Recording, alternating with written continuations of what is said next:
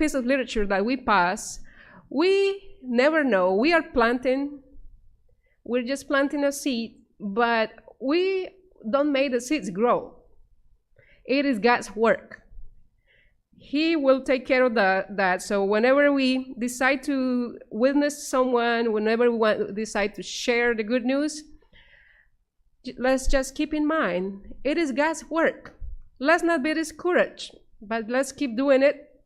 Any chance we have the opportunity to share, any chance we have the opportunity to pass out some glow tracts, let's keep doing it, because that's what the scripture says. God is the one who makes it grow. It's not our job. I'm glad for that. Our job is just to share and pray about it, and God will do the rest. I think we are ready now for our video. We're going to have a mission spotlight video, and then after that we will have our lesson study. The Seventh-day Adventist Church began as a church planting movement. In the late 1800s, church planters, including husband and wife teams such as Albert and Ellen Lane, began opening up new work in the eastern states of America. Between 1896 and 1905, Mrs. Lulu Whiteman alone planted at least 12 churches in New York State. It was hard going. 100 years ago, in 1922, the Adventist Church planted 75 new churches. Last year, it planted nearly 2,500. In 1922, it took nearly 5 days before a new church was planted. Last year, it took 3.6 hours. Today, the Seventh-day Adventist Church continues to grow only as it keeps its focus on starting new groups of believers. Church planting is the most effective way to grow and expand the church. Leading the way are faithful global mission pioneers, pioneering the gospel, starting new groups of believers in new areas. Where possible, they work among their own people. They know the language, they know the culture, and they put Christ's method of ministry into practice.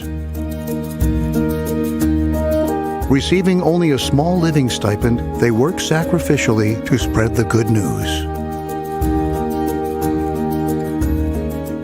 Supporting the work of pioneers and other church planters are the global mission centers, which help us more effectively reach out to people of other religions, vast people groups largely untouched by the Seventh-day Adventist Church. Today, the ministry of these global mission centers goes largely unpublicized, but they go quietly about their work, finding methods and models to make the Adventist message understandable, attractive, and meaningful to people from radically different worldviews. Please pray for global mission pioneers and other church planters, and our Global Mission Center directors. Pray for these dedicated workers on the most challenging edge of mission, sharing the Adventist message with every nation, kindred, tongue, and people.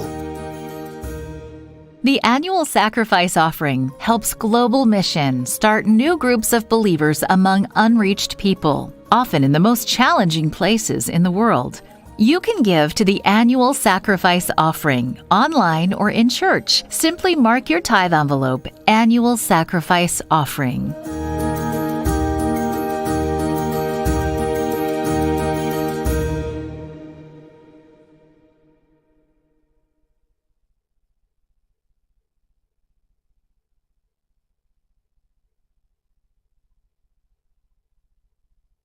So now it is time for our lesson study. We will have our two usual classes here, one for the adults, one here in the sanctuary and one in the conference room, and the children also will have their classes. And the plan is to finish by 10:50.